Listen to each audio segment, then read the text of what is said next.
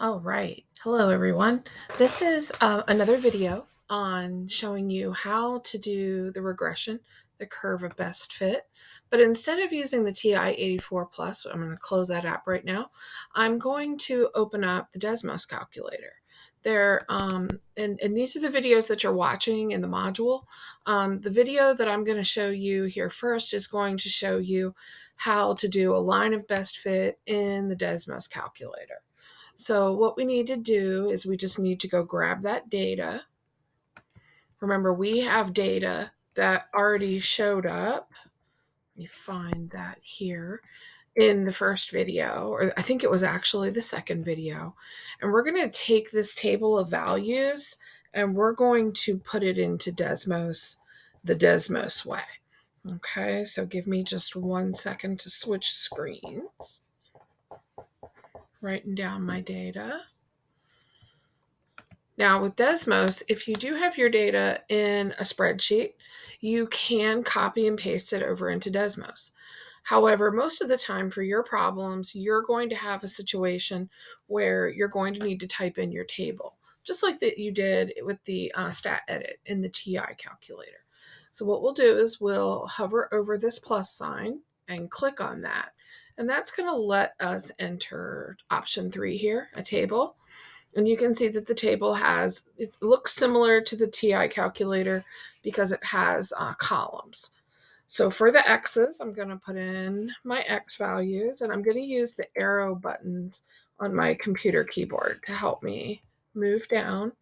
You can put them in whichever way you want. I'm doing all of the X values first, and then a 4. And then I'm going to do all the Y values. You're certainly welcome to do them XY, XY.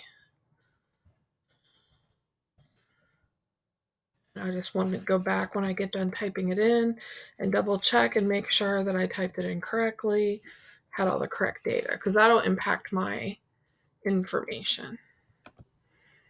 So 5, 2, 2, -3, -5, -4. There we go. And what you're going to see on my screen is the scatter plot for that data. So that's helpful because we can kind of see that there is some linear going on right here. If you take a little look at my screen, you'll see how I'm gesturing in a linear fashion. This problem actually said, use your calculator to find the line of best fit. So we're being told that we would like to have a linear equation. The way that you do this in Desmos, let me scoot back over here to the Desmos calculator, is you first make sure that you can see all of your data points, and we can. If you can't, go over here to the wrench and just check out your X and Y axis settings. Sometimes it makes a nicer picture to go ahead and edit that.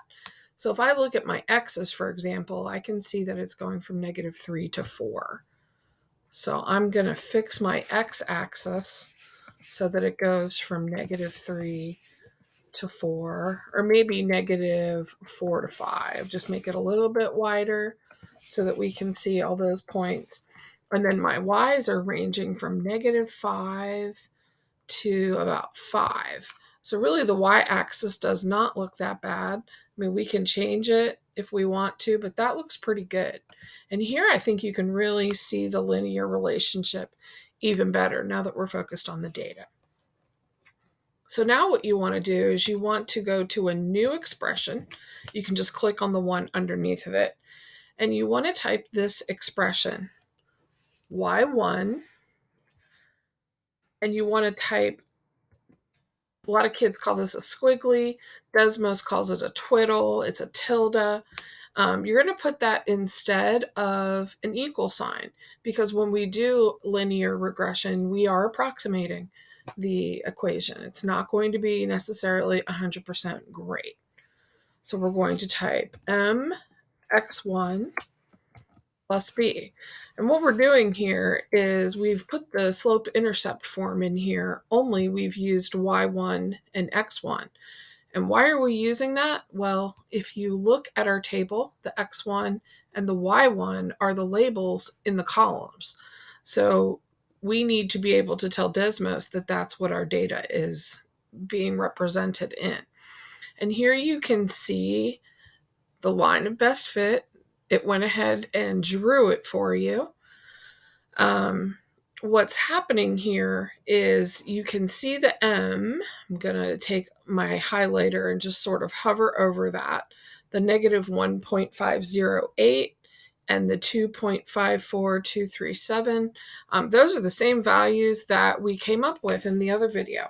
It's just that we used a different methodology to do that using the Desmos calculator. And here's your R squared values. Those very quickly, they tell you about how good a job your equation is doing at representing your data. Okay, so that's a linear line of best fit. I hope that helps. My advice would be to sketch this down somewhere in your notes.